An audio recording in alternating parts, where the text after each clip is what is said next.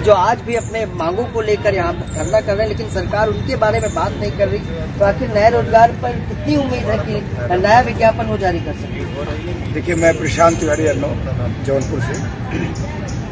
विज्ञापन की उम्मीद है, इसलिए हम लोग बैठे हैं और आना भी चाहिए, आएगा भी। लेकिन सरकार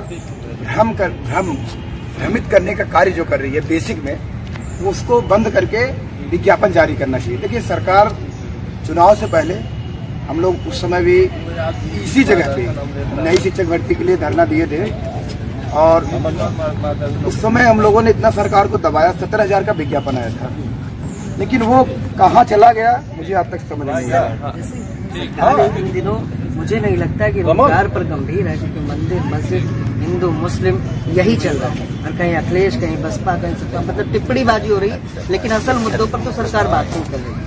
देखिए, बात तो सरकार को करना है, विपक्ष अपना काम कर रहा है, लेकिन सरकार को करना क्या है? अगर आप हर साल बीटीसी बीएड के कॉलेजों में एडमिशन कराते हैं तो आपका भाई शिक्षक छात्र अनुपात कैसे सही रहेगा?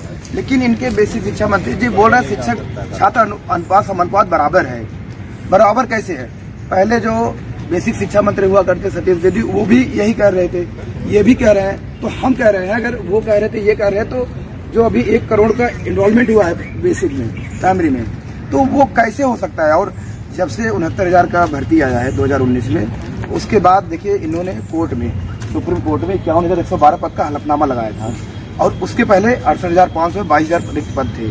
ये पद हैं, इन्होंने माना था, और शिक्षा मित्र को एक नया मौका दे देंगे। आज तब से आप जोड़िए 4 साल हो गए, हर साल 10 से 12,000 रिटायर होते हैं। तो बेसिक में अगर आप देखने जाएंगे तो मुझे लग रहा है 2 से 2.5 लाख रिक्त पद है। मतलब पद है, लेकिन सरकार रिक्त पद है, सरकार है उसका विज्ञापन जारी नहीं। सरकार समझिए तानाशाही कर रही है।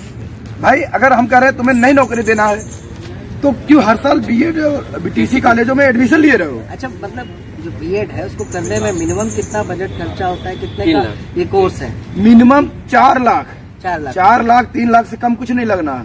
2 साल का 2 साल का कोर्स होता है, और माँ बाप किस तरह से हम लोगों को पैसा दे के बनाते हैं एक उम्मीद से कि भाई बेटा डीएलएड कर लेगा, बीएड कर लेगा, नौकरी का। मतलब कहा जाता है कि पढ़ाई करने के बाद कहीं ना कहीं हम कुछ ना कुछ कर सकते हैं, हम लोगों की स्थिति, लेकिन पढ़ाई करने के बाद भी यहाँ कुछ हाथ में नहीं। हम लोगों की स्थिति बहुत बुरी है। हम लोग आप समझिए जिंदा लाश है, ना इधर को हो रहे हैं ना उधर को हो रहे हैं। अगर ये बोल दें कि हम बेसिक में एक भी भर्ती नहीं देंगे, हम लोग सब कुछ बंद करके चले जाएंगे, हम लोग कुछ दूसरा देखेंगे।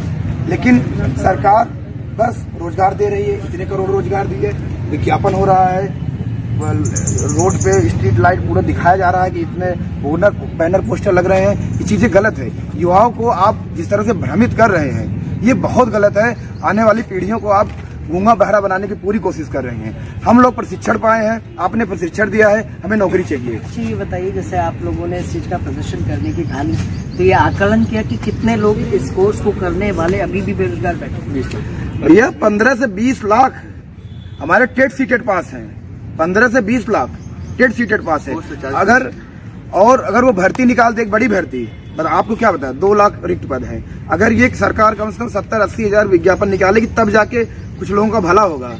और हर साल 4 साल का गैप क्यों हुआ? आपका कहना सरकार भला चाहती नहीं है? सरकार एकदम नहीं भला चाहती। भला चाहते तो हम पढ़ाई करने के समय में हम ये यहाँ लड़ाई करते रहते। तो मतलब उम्मीद है मुख्यमंत्री से कुछ, इस पे कोई चर्चा? माननीय योगी जी से हमें उम्मीद है और